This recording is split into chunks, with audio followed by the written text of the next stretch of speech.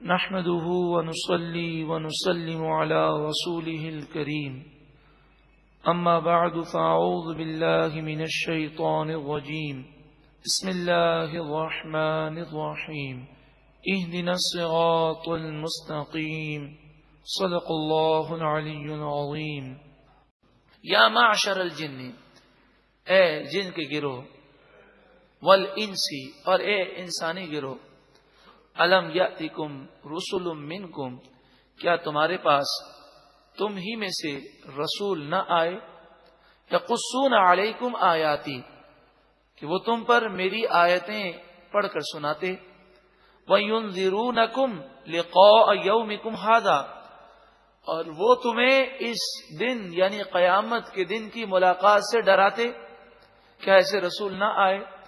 قالوا، وہ کہیں گے، شہدنا علی انفسنا، ہم نے خود اپنی جان کے خلاف گواہی دی، ہاں واقعی رسول آئے تھے لیکن ہم نے کہنا نہ مانا۔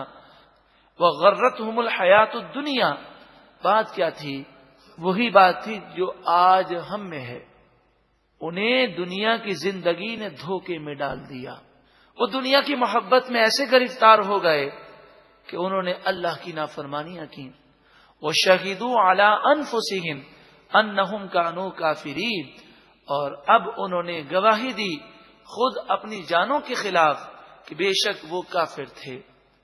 ذَلِكَ أَن لَّمْ يَكُن رَّبُّكَ مُهْلِكَ الْقُرَىٰ بِظُلْمٍ وَأَهْلُهَا غَافِلُونَ، یہ بات اس لیے فرمائی گئی کہ ایسا نہیں ہوتا کہ اللہ تعالی کسی غافل بستی کو جو گناہگار ہو اسے ہلاک کر دے، بلکہ پہلے ان کی غفلت دور کرنے کے لیے انبیاء اور رسول بھیجے جاتے ہیں۔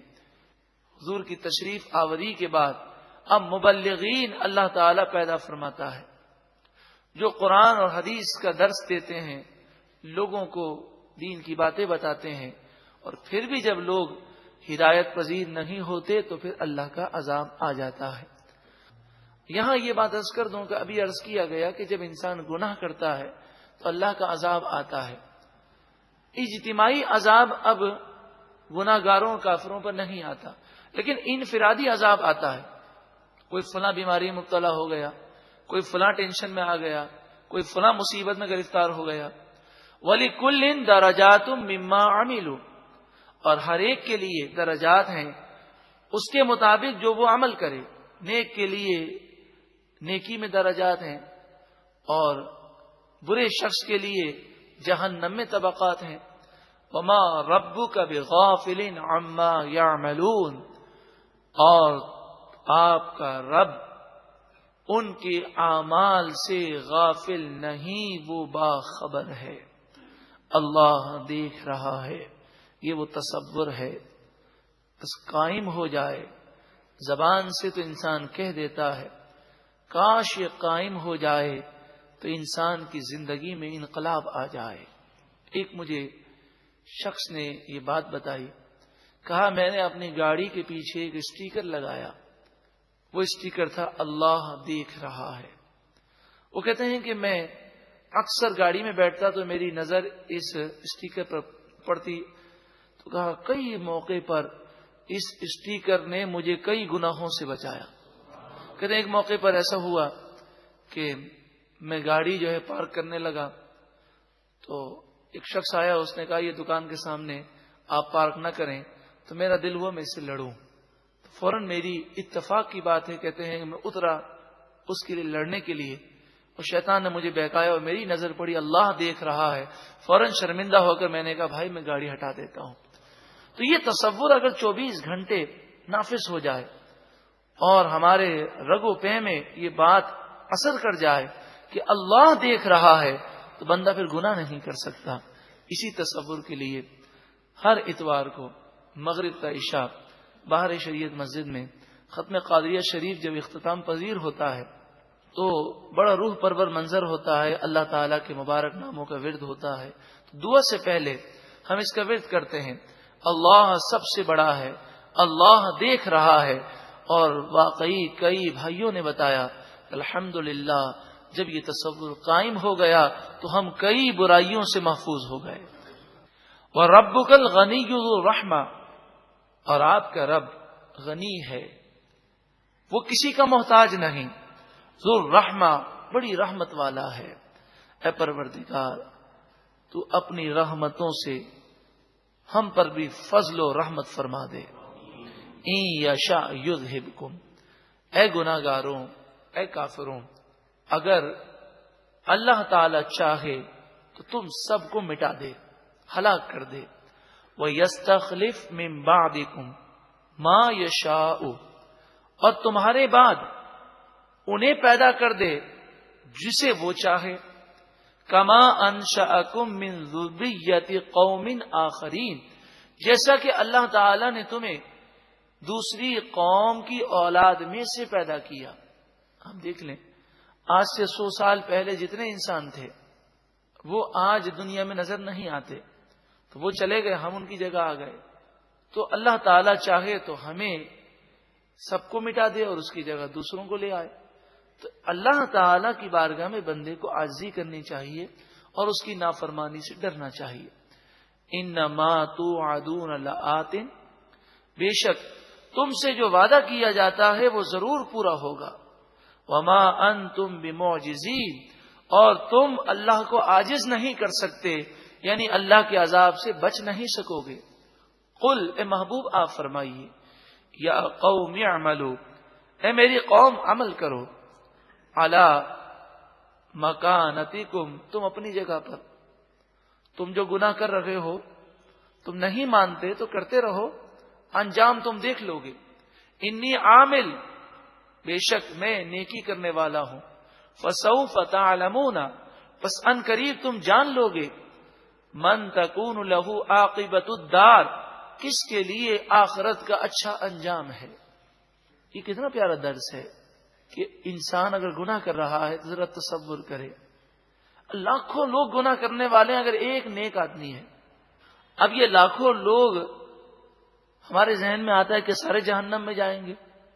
تو اللہ تعالی غنی ہے، صمد ہے، وہ کسی کا محتاج نہیں، وہ ناراض ہو جائے تو سب کو جہنم میں ڈال دے۔ حدیث پاک میں فرمایا کہ اگر ایک مسلمان کے قتل میں دنیا کی ساری مخلوق ملوث ہو جائے تو اللہ تعالیٰ سب کو جہنم میں ڈال دے گا۔ کہ ہم یہ نہ دیکھیں کہ لوگوں کی اکثریت فیشن میں مبتلا ہے، بلکہ ہم یہ دیکھیں اللہ اور اس کے رسول کا حکم کیا ہے۔ پس ان قریب تم جان لو گے کہ آخرت کا اچھا انجام کس کے لیے ہے۔ انہ لا یفلح الظالمون، بے شک ظالم کامیاب نہیں ہوتے، گناہگار کبھی کامیاب نہیں ہوتا۔ وَجَعَلُوا لِلَّهِ مِمَّا ذَرَأَ مِنَ الْحَرْثِ وَالْأَنْعَامِ نَصِيبًا، ان کافروں نے اس کھیتی اور اس مویشیوں سے، کہ جو کھیتی اور مویشی ہم نے دیے اس میں سے اللہ کے لیے انہوں نے حصہ بنایا۔ فَقَالُوا هَذَا لِلَّهِ، وہ بولے یہ اللہ کے لیے ہے، بِزَعْمِهِمْ، اپنے گمان کے مطابق، وَهَذَا لِشُرَكَائِنَا، اور کہنے لگے کہ یہ حصہ ہمارے بتوں کے لیے ہے۔ مشرکین مکہ یہ کرتے کہ جو ان کے مویشی ہوتے اور جو کھیتی ان کی کٹتی اس میں سے بتوں کے لیے حصہ نکالتے اور کہتے یہ حصہ بتوں کے لیے ہے۔ اب اس حصے سے کیا کرتے، یہ اس حصے کو خود استعمال نہ کرتے، مہمانوں پر خرچ نہ کرتے، غریبوں پہ خرچ نہ کرتے، اور باقی جو اپنی دولت ہوتی تو کہتے یہ تو اللہ کا مال ہے، تو وہ بھی اللہ کا مال ہے، یہ بھی اللہ کا مال ہے، سب کچھ دینے والا کون ہے؟ اللہ تعالیٰ۔ تو یہ بتوں کے لیے حصہ نکالتے۔ قرآن پاک نے ان کی مذمت فرمائی کہ یہ حصہ نکال رہے ہیں اور تصور کر رہے ہیں کہ یہ حصہ ان کو بتوں نے دیا ہے۔ یہ حصہ بھی کس نے دیا ہے؟ اللہ ہی نے دیا ہے۔ فما کان لشرکائہم فلا یصل الی اللہ، اب جو حصہ انہوں نے بتوں کے لیے نکالا وہ حصہ اللہ کے لیے جس کو وہ حصہ قرار دیتے اس میں مکس نہ کرتے، بڑی احتیاط کرتے، بھئی یہ تو بتوں کا حصہ ہے۔ وما کان للہ فہو یصل الی شرکائہم، اور جو حصہ اسے وہ اللہ کا تصور کرتے جب چاہتے بتوں کے حصے سے ملا دیتے. مثلا بتوں کا حصہ کم پڑتا تو وہ اپنے مال میں سے کہتے کہ یہ اللہ کا حصہ ہے, یہ بھی بتوں کے لیے ہے. مراد یہ ہے کہ یہ اللہ کو مانتے تو ہیں, لیکن اب ان کا عقیدہ اتنا کمزور ہو گیا کہ بتوں کو اللہ پر فوقیت دیتے ہیں. ساء ما یحکمون, بہت ہی برا وہ فیصلہ کرتے ہیں. وَكَذَلِكَ زَيَّنَ لِكَثِيرٍ مِّنَ الْمُشْرِكِينَ قَتْلَ أَوْلَادِهِمْ, اور اسی طرح مشرکوں کی اکثریت کے لیے اولاد کا قتل کرنا مزین کر دیا. شرکاؤہم, ان کے شریکوں نے, یعنی جنات نے, شیطانوں نے ان کے ذہنوں میں اپنی اولاد کا قتل آراستہ کر دیا اور اسے وہ اچھا سمجھنے لگے. زمانے جاہلیت میں ایسا ہوتا, اب بھی قتل ہوتا ہے اولاد کا, مگر اب ماڈرن انداز میں قتل ہوتا ہے. وہ یہ کہ اگر 2 بچے ہو جائیں اور اس کے بعد تیسرے بچے کا حمل رہ جائے تو وہ اسے قتل اس طرح کرتے ہیں کہ حمل کو گرا دیتے ہیں. اور شرعی طور پہ مسئلہ یہ ہے کہ جب 4 مہینے کا حمل ہو جائے تو اس کے بعد گرانا حرام ہے اور اس بچے کا قتل ہے. تو 4 مہینے سے پہلے یہ پتہ نہیں چلتا کہ بچی ہے کہ بچہ ہے, لڑکا ہے کہ لڑکی ہے. الٹرا ساؤنڈ میں پتہ چلے کہ 2 بچیاں ہو گئیں, 2 بیٹیاں ہیں, اب یہ تیسری بیٹی ہے, 4تھا مہینہ ہو کہ 5واں ہو کہ 6ٹھا ہو, نعوذ باللہ من ذالک, اس حمل کو گرا دیتے ہیں. تو ہم میں اور زمانے جاہلیت میں اب زیادہ فرق باقی نہ رہا. تو فرمایا کہ شیطانوں نے, ان کے شریکوں نے مشرکین کے لیے اولاد کا قتل آراستہ کر دیا اور وہ اسے اچھا سمجھنے لگے. لیردوہم, تاکہ یہ مشرکین انہیں تباہ کر دیں. کیوں تباہ کر دیں؟ کہ جو اپنی اولاد کو قتل کرے گا تو وہ تو اپنی نسل کو مٹا رہا ہے. تو اس طریقے سے یہ شیاطین انہیں خود تباہ کر رہے ہیں. اور آج بھی دیکھیں کہ جن ممالک کے اندر خاندانی منصوبہ بندی پہ بہت زور دیا گیا, اب یہ عالم ہے کہ وہاں پر خاندانی منصوبہ بندی کے خلاف کوششیں کی جا رہی ہیں. یورپ کے کئی ممالک ہیں جہاں پر حکومتیں انعام کا لالچ دیتی ہیں کہ اگر تیسرا بچہ ہوا یا 4 بچے ہوئے تو ہم اس بچے کی پرورش کی ساری ذمہ داری لیتے ہیں.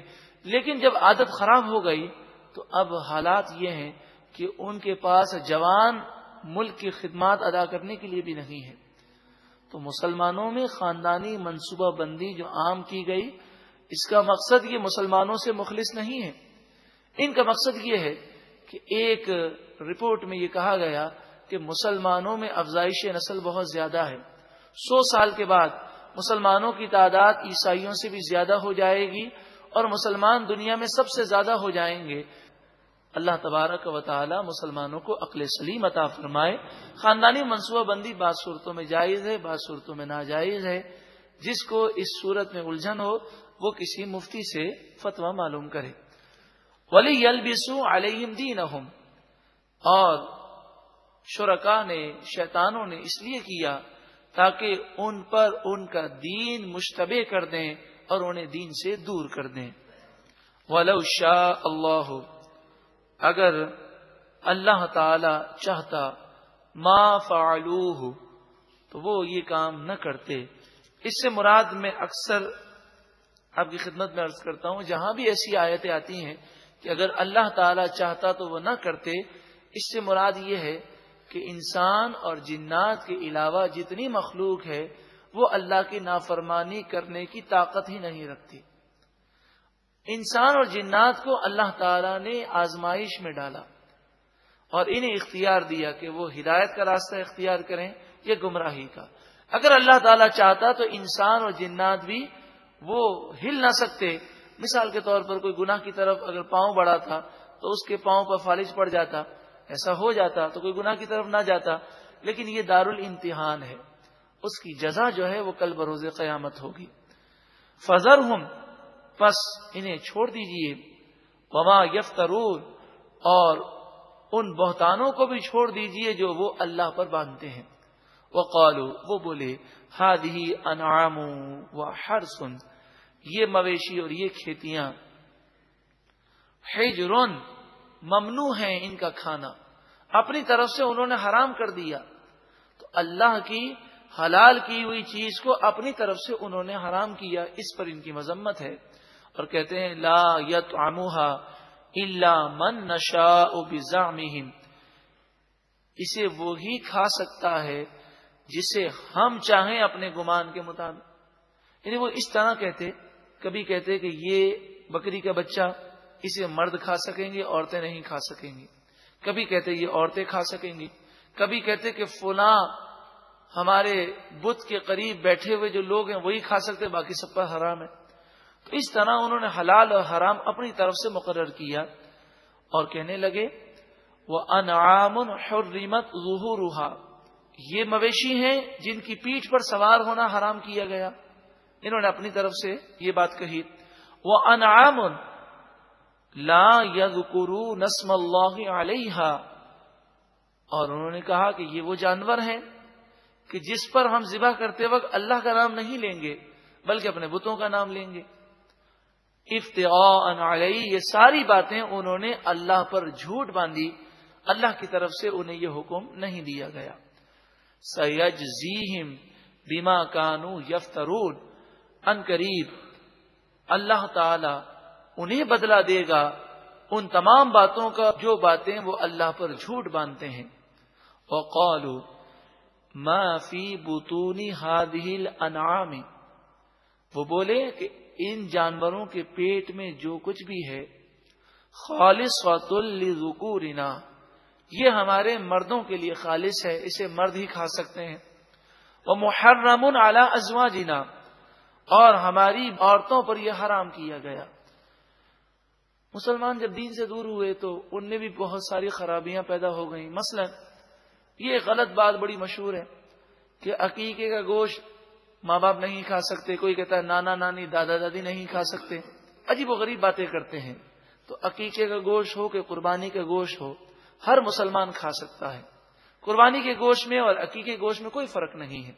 لیکن من گھڑت باتیں اپنی طرف سے حلال اور حرام مقرر کرنا، یہ اللہ پر جھوٹ باندھنا ہے.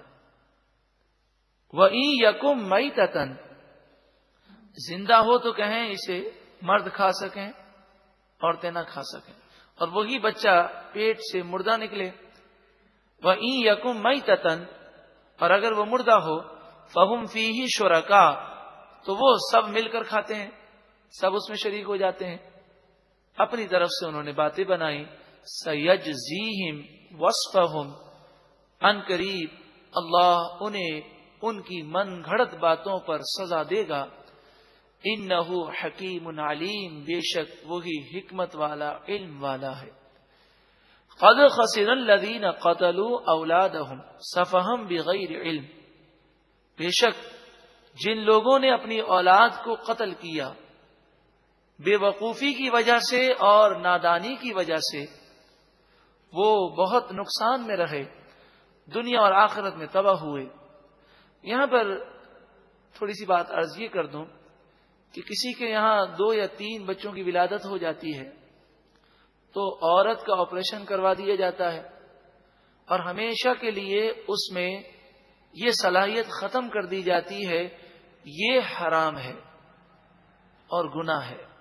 اور ایسے واقعات بھی دیکھنے میں آئے کہ جنہوں نے ایسا کیا 3 بچے بیمار ہو کر انتقال کر گئے. اب انہیں بڑا افسوس ہوتا ہے کہ اگر یہ صلاحیت ختم نہ کی ہوتی تو آج ہم اس طرح نہ ہوتے. قرآن مجید فرقان حمید نے ایسے لوگوں کے متعلق فرمایا کہ جو ایسے اقدامات کرتے ہیں وہ خود اپنے آپ کو نقصان پہنچاتے ہیں. وَحَرَّمُوا مَا رَزَقَهُمُ اللَّهُ افْتِغَاءً عَلَى اللَّهِ، ارشاد فرمایا اور انہوں نے اللہ کی دی ہوئی روزی کو حرام قرار دیا اللہ پر جھوٹ باندھتے ہوئے. بس ایک قاعدہ یاد رکھ لیجئے کہ جب بھی کوئی شخص کسی چیز کو حرام قرار دے، ناجائز قرار دے، ناپاک قرار دے، تو اسے سوچ لینا چاہیے کہ یہ میں اپنی عقل سے کہہ رہا ہوں یا شریعت کا حکم ہے. اور یہ بھی مسئلہ یاد رکھیں کہ حلال کے لیے دلیل کا ہونا ضروری نہیں. جو چیزیں حرام ہیں اس کے علاوہ تمام چیزیں کیا ہیں؟ حلال ہیں۔ تو جب کوئی شخص کسی چیز کو حرام ثابت نہ کر سکے تو خود بخود وہ چیز حلال ہو جاتی ہے۔ تو شریعت میں جب کسی چیز کو حرام نہیں قرار دیا گیا تو وہ حلال ہے۔ اب میں نے وہی ایصال ثواب والی مثال پھر ریپیٹ کرتا ہوں کہ کھانا اللہ کے نام پر جانور ذبح کیا گیا، قرآن خوانی ہوئی، فاتحہ خوانی ہوئی، اللہ سے دعا مانگی گئی، اللہ کی بارگاہ میں یہ عرض کیا گیا کہ مالک و مولا فلاں فلاں کو اس کا ثواب پہنچا، اس کو ایصال ثواب کہتے ہیں، عرف میں اسے نیاز کہتے ہیں، لنگر کہتے ہیں، اسے یہ کہتے ہیں بعض لوگ کہ ہم نے اپنے دادا کے نام کا کھانا پکایا۔ ان چیزوں سے یہ چیز حرام نہیں ہو جاتی، کوئی شریعت میں ایسی دلیل نہیں کہ جس سے کوئی اسے حرام قرار دے سکے۔ اب اگر کوئی اپنی طرف سے حرام قرار دیتا ہے تو وہ اللہ پر جھوٹ باندھتا ہے۔ اور پھر مجھے تو ان لوگوں پہ حیرت ہوتی ہے کہ وہ پریشان ہو جاتے ہیں۔ انہیں تو یہ جواب دینا چاہیے کہ اگر یہ حرام ہے تو ہمیں حلال کی دلیل دینے کی ضرورت نہیں، اگر تم حرام کہتے ہو تو تم ثابت کرو یہ حرام کیسے ہے۔ کوئی شریعت کی کوئی نص یا کوئی حدیث میں ایسا ذکر موجود نہیں ہے۔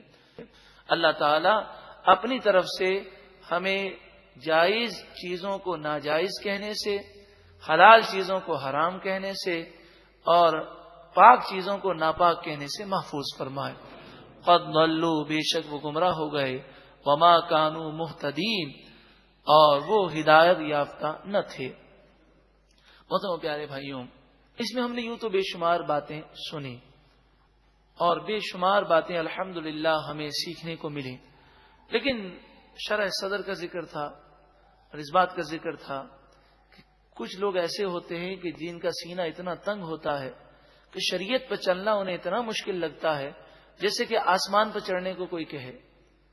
اگر ہمارے لیے شریعت پر چلنا مشکل ہے تو سمجھ جائیے کہ ہمارا سینہ تنگ ہے۔